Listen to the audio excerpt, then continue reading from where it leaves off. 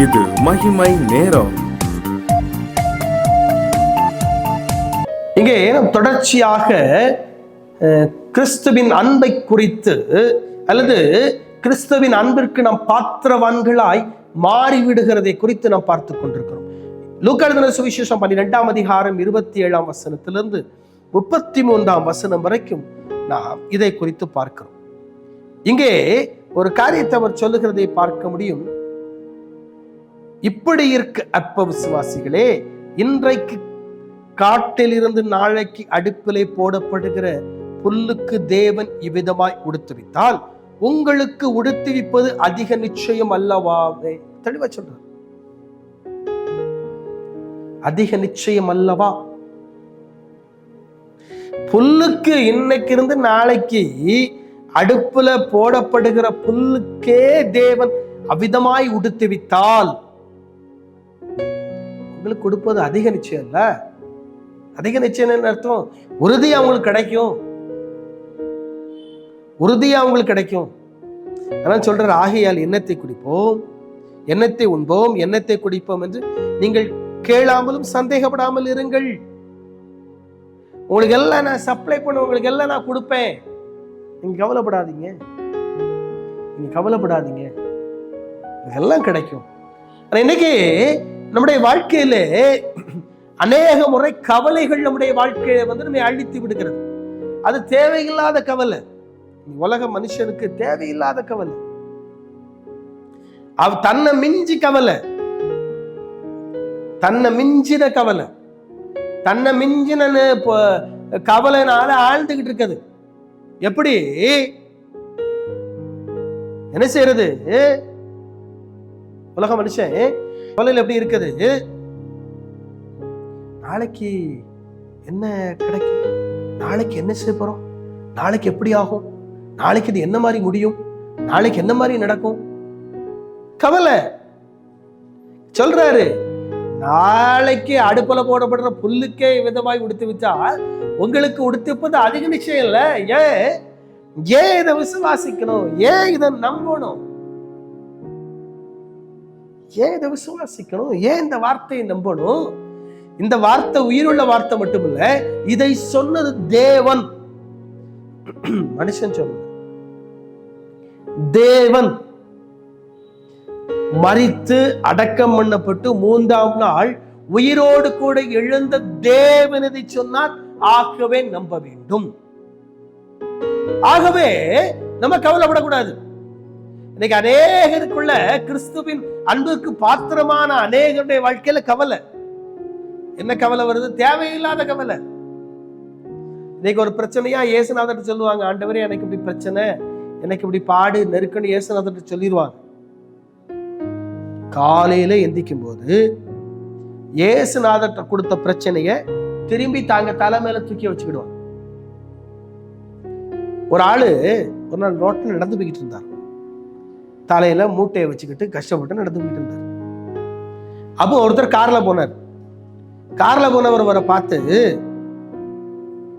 கூப்பிட்டு கார்ல ஏத்தி உட்கார வச்சுட்டார். உட்காருப்பா அப்படின்னு சொல்லி பின் சீட்ல ஏறி உட்கார வச்சுட்டார். இவர் கார்ல பின் சீட்ல ஏறி உட்கார்ந்துட்டார்.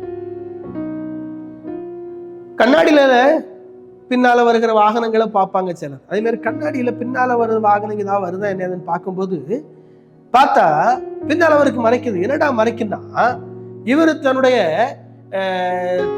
தலை மேல இன்னும் இந்த பாரத்தை தூக்கி வச்சுக்கிட்டே இருக்காரு. இவர் சொன்னாரு, எப்பா நீ உன் தலை மேல பாரத்தை தூக்கி வச்சு கஷ்டப்பட்டு நடக்கிறேன்னு சொல்லிதான் பாரத்தை இறக்கி வைக்கணுங்கிறக்காக தான் கார்ல ஏத்துனேன். பாரத்தை இறக்கி வை சொன்னாரு. ஐயோ, பாரத்தை எப்படி இறக்கி வைக்க முடியும்? அப்ப கார்ல இருந்து கீழே இருக்கு, கார்ல இருந்து கீழே இருக்கு. திரும்பி அவர் பாரத்தை தூக்கி வச்சு நடந்துட்டே வந்தார். இன்னைக்கு அநேக கிறிஸ்தவ வாழ்க்கை இப்படிதான் இருக்கு. இயேசு கிறிஸ்துட்ட சொல்லிட்டீங்க, உங்க பாரத்தை, உங்க பிரச்சனையா, உங்க போராட்டத்தை, நெருக்கத்தை, பாடுகளை, உபத்திரவங்களை இயேசு கிறிஸ்துட்ட இறக்கி வச்சுட்டீங்க, அவர்கிட்ட சொல்லிட்டீங்க. வேதம் சொல்லுது, அவள் உங்களை விசாரிக்கிறவரினால் உங்கள் கவலைகள் எல்லாம் அவர் மேல் வைத்து விடுங்கள். உங்கள் கவலைகள் எல்லாம் விசாரிக்கிற ஆண்டவர் மேல வச்சுட்டீங்க, வச்சுட்டு திரும்பி தூக்கி உங்க தலைமையில வைக்கீங்க. அங்கதான் பிரச்சனையே ஆரம்பிக்கும். உங்களை விசாரிக்கிற ஆண்டவர்கிட்ட உங்க கவலைகள் எல்லாம் சொல்லி அவர்கிட்ட கவலைகள் எல்லாம் இறக்கி வச்சுட்டீங்க. வச்ச பிறகு திரும்பி தூக்கி தலைமையில வைக்கிறது. ஐயோ எனக்கு பிரச்சனை, ஐயோ எனக்கு பாடு, ஐயோ எனக்கு போராட்டம், ஐயோ எனக்கு நெருக்கம், ரெண்டா தூக்கி தலைமையில வைக்கிறது. இன்னைக்கு பிரச்சனைக்கு நீங்க தான் காரணம், இயேசுநாதர் கிடையாது. பிரச்சனைக்கு நீங்க தான் காரணம். உங்கள் வாழ்க்கையில பாடுகள் வருகிறது நீங்க தான் காரணம். உங்க வாழ்க்கையில நெருக்கம் வருகிறது நீங்க தான் காரணம். ஏன்னா கொடுத்ததை திரும்பி உங்க தலைமையில தூக்கி வைக்கிறீங்க. அவட சொல்லிட்டீங்களா, விட்டுறணும், பார்த்துக்கிட்டு உங்க வாழ்க்கையில இருக்கிற பாடுகளை இயேசு கிறிஸ்துவால மாற்ற முடியாததற்கு, இயேசு கிறிஸ்துவால நீக்க முடியாததற்கு தடை நீங்கள் தான். ஏன் அப்படி சொல்றீங்க? அவர்கிட்ட சொல்லிட்டீங்கல்ல. வேதம் சொல்லுது, அன்னாள் என்கிற ஒரு ஸ்திரீ தேவாலயத்தில் போய் ஜெபம் பண்ணுகிறாள். அவளுக்கு பிள்ளை இல்லை, அதனால தேவாலயத்தில் போய் ஜெபம் பண்றாள். வேதம் சொல்லுது, தேவாலயத்தில் போய் ஜெபமணிக்கு வந்த பிறகு அதற்கு முதல் துக்கமுகமாக இருக்கவில்லை. ஆண்டவர்கிட்ட சொல்லிட்டப்பா, அவர் பார்த்துக்கிடுவார்ப்பா. கர்த்தர் அற்புதம் செய்கிறார். துக்க முகமாய் இல்லாததுனால கர்த்தர் அற்புதம் செய்யறாரு. இன்னைக்கு நாம இயேசுநாதர்ட்ட பிரச்சனையை சொல்லிட்டு எப்பவும் துக்கமா தான் இருக்குது. என்ன அதான் பிரச்சனை? உங்களுக்கு தெரியாதோ? பெரிய போராட்டம் உங்களுக்கு தெரியாதோ? வாழ்க்கையில பெரிய உபத்திரவம் உங்களுக்கு தெரியாதாக்கும். இயேசுநாதர்ட்ட சொல்லிட்டீங்களே, பிறகு ஏன் உலக மனுஷன்ட்ட சொல்றீங்க? அதான் இயேசுநாதர்ட்ட உங்க பாரத்தை இறக்கி வச்சிட்டீங்களே, பிறகு திரும்பி உலக மனுஷன் மூலமா சொல்லி திரும்பி ஏன் வாங்குறீங்க? இதுதான் பிரச்சனை. இதான் மாறாமல் இருப்பதற்கு காரணம். இன்னைக்கு உங்கள் வாழ்க்கை, உங்கள் அனுபவங்கள் எப்படி இருக்கிறது? கிறிஸ்துவனிடத்துல, இயேசு கிறிஸ்துவனிடத்துல நாம் இறக்கி வைத்ததை மீண்டும் நம்முடைய தோள்களின் மேலே, நம்முடைய தலையின் மேலே அந்த பாரத்தை தூக்கி வைக்கிறோமா? திரும்பி தூக்கி வச்சிங்கன்னா அது உங்க தலை மேல தான் இருக்கும். அது மாறாது, அது மாறாது. உங்க வாழ்க்கை விட்டு அது வெளியே வராது.